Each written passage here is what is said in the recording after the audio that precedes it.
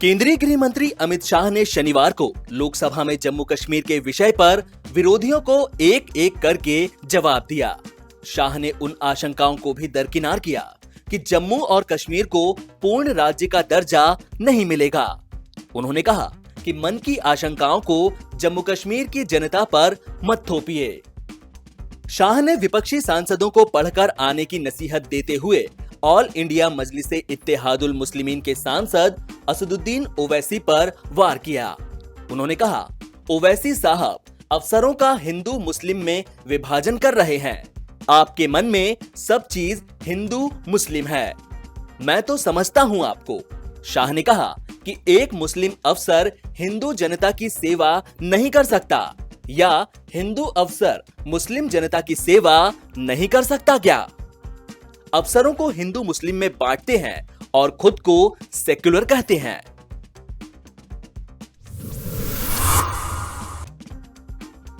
कांग्रेस नेता अधीर रंजन चौधरी ने शनिवार को लोकसभा में गृह मंत्री अमित शाह पर खूब तंज कसे। मौका था जम्मू कश्मीर पुनर्गठन विधेयक 2021 पर चर्चा का। चौधरी ने अमित शाह से मुखातिब होकर कहा कि अनुच्छेद 370 खत्म करने के बाद आपने जो सपने दिखाए थे वो पूरे नहीं हुए। हमें तो ये कहना है कि जम्मू कश्मीर में ये 370 एब्रोगेट करने के बाद आपने जो सपना दिखाया था वो सपना बहाल नहीं हुई है। जम्मू कश्मीर सामान्य नहीं हुए। 90,000 करोड़ से ज्यादा वहां के बिजनेस खत्म हो चुके हैं। हाँ, तो इसलिए हम चाहते हैं कि जम्मू कश्मीर को आप कब कैसे सुधार करोगे, आप खुद बताएं।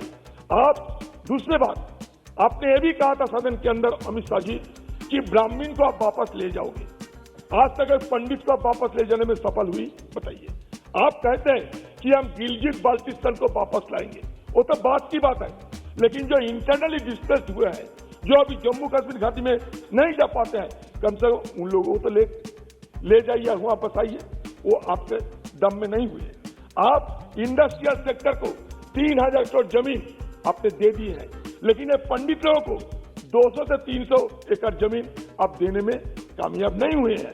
तो ये पंडित लोग, जिस पंडित लोग को सामने रखते हुए 2014 साल, 2019 साल आपका जो मैनिफेस्टो था, इलेक्टोरल मैनिफेस्टो, इलेक्शन मैनिफेस्टो, उसमें आपने वादा किया था कि पंडितों को आप वापस ले जाओगे। आप लेने में सफल हुई? नहीं हुई। तो आप कम से कम ये तो बात कहिए कि मैं वादा तो किए हैं, लेकिन रात गई तो बात गई, चुनाव गई तो वादा गई। ये तो कम से कम आपको बोलना चाहिए। तो इसलिए 70 साल के बाद ये दो किस्म के उनको जम्मू कश्मीर के आम लोगों को दो किस्म के तकलीफ का सामना करना पड़ा। एक तकलीफ तो ये है, एब्रोगेशन के तुरंत बाद लॉकडाउन हो गया। दूसरे लॉकडाउन कोरोना के बाद। ये दोनों लॉकडाउन को झेलते हुए जम्मू कश्मीर के लोगों के अंदर त्राही मच चुके हैं। भारत में 16 जनवरी से शुरू हुए कोरोना वैक्सीनेशन अभियान को 1 महीना पूरा होने वाला है। इन 4 हफ्तों में भारत के अंदर कोरोना के खिलाफ हमारी लड़ाई जीत की तरफ बढ़ रही है। दरअसल शनिवार से देश में वैक्सीन की दूसरी डोज लगना शुरू हो गई है। शनिवार दोपहर तक LNJP अस्पताल में 20 से ज्यादा व्यक्तियों को कोरोना वैक्सीन का दूसरा डोज दे दिया गया। इस बीच स्वास्थ्य मंत्री ने बताया कि शनिवार तक देश में 28 दिनों के अंदर 80 लाख लोगों का टीकाकरण किया जा चुका है।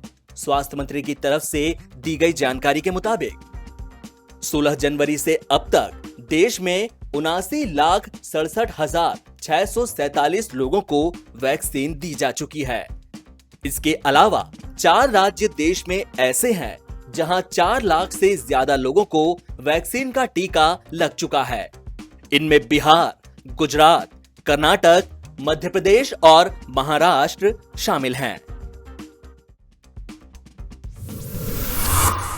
कृषि कानूनों के खिलाफ किसानों से संवाद करने राजस्थान पहुंचे कांग्रेस नेता राहुल गांधी ने शनिवार को खुद ट्रैक्टर चलाया। और ऊंट गाड़ी पर भी चढ़े। कांग्रेस के पूर्व अध्यक्ष राहुल गांधी कृषि कानूनों के खिलाफ इन दिनों राजस्थान के दौरे पर हैं। अजमेर के पास रूपनगढ़ में किसान संवाद कार्यक्रम रखा गया था। यहां ट्रालियों को जोड़कर बनाए गए मंच से राहुल गांधी ने किसानों को संबोधित किया। इसके बाद कांग्रेस नेता वहीं रखी एक चारपाई पर बैठ गए।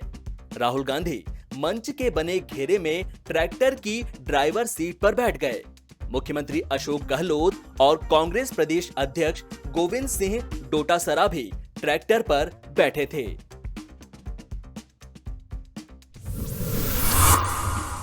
भारत चीन सीमा पर जारी डिसएंगेजमेंट को लेकर कांग्रेस नेता राहुल गांधी के बयान का पार्टी के वरिष्ठ नेता और पूर्व विदेश मंत्री सलमान खुर्शीद ने समर्थन किया है। खुर्शीद ने कहा कि एलएसी पर चीन की असहमति पर राहुल गांधी की टिप्पणी ने देश को आवाज दी है। उनके विशेष अधिकार, वो राहुल गांधी के सारे विशेष अधिकार छीन लें और उसके बाद वो नोटिस दे रहे हैं। देखिए, ऐसा है, राहुल जी ने अपनी तरफ से कुछ नहीं कहा है। राहुल जी ने इस देश की आत्मा को एक आवाज दी है और अगर वो नोटिस दे रहे हैं तो वो इस देश की आत्मा को नोटिस दे रहे हैं, राहुल गांधी जी को नहीं। देखिए, जिसने भी किया हो, जो भी कह रहा है, हम उसका सम्मान करते हैं। तो फिर झगड़ा किस बात का था? इतने दिन से बात किस चीज़ की हो रही है? बात इस चीज़ की हो रही है कि हमने आपका कुछ छीना था, वो हम दे रहे हैं वापस। इसकी बात हो रही है क्या? इसकी बात हो रही है कि आप हमारी ज़मीन में घुस आए थे, उसको आप वापस करो। बात किस चीज़ की हो रही है? बात हो क्यों रही है? अगर कुछ नहीं हुआ था तो फिर किस बात का ये हंगामा है? किस बात की बातचीत हो?